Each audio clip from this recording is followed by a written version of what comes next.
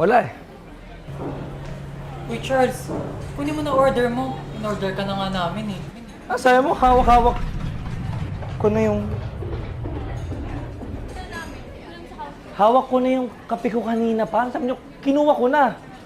Sabi mo, parang kasi sa mga babae. Ito na. Sir, welcome to Coffee Spot. Ano po sa inyo? Hindi ba kinuha ko na yung order ko kanina? Sa inyo po yung white mocha na hot with 2 pumps of chocolate. Yeah, exactly. Sabi ko na kinuha ko na eh. Parang... Ay, hindi pa po, sir. Nandito pa po. Wait lang po, sir. Kunin ko lang po. Okay. Eto na po, sir. Enjoy! Thank you. Charles, ano Charles? Kakausapin mo ba? Ha? Kinausap ko na kanina. Ha? Pagod ka magaling office? Eh, kaya pala late eh. Overtime. Hindi, kinausap ko na siya kanina. Nireject na nga ako eh. Kakarating mo nga lang. Nakausap ko na siya. Pangalan nga niya, Amanda eh. Stalker alert oh. Hindi.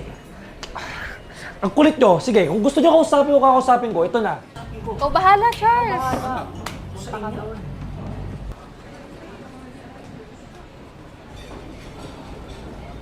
Yes?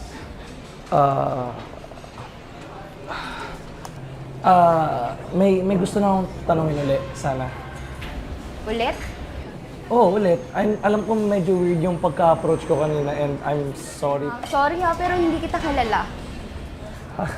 Wait lang ah, hindi naman siguro ganun kalala yung kanina para sabihin mo di mo ako kinausap. Sorry ha, pero hindi talaga kita kilala.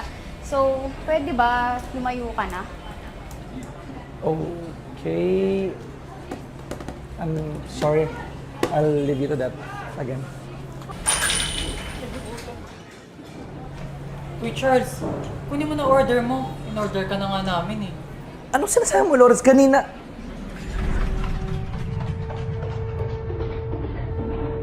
Pag na-reject ka daw ng maraming beses at your 21st rejection, you will break the time-space continuum.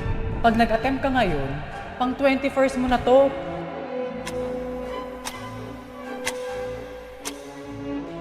The only way to break the time loop is to not get rejected. In short, uulit ka hanggang mapauuwi yung babae. Parang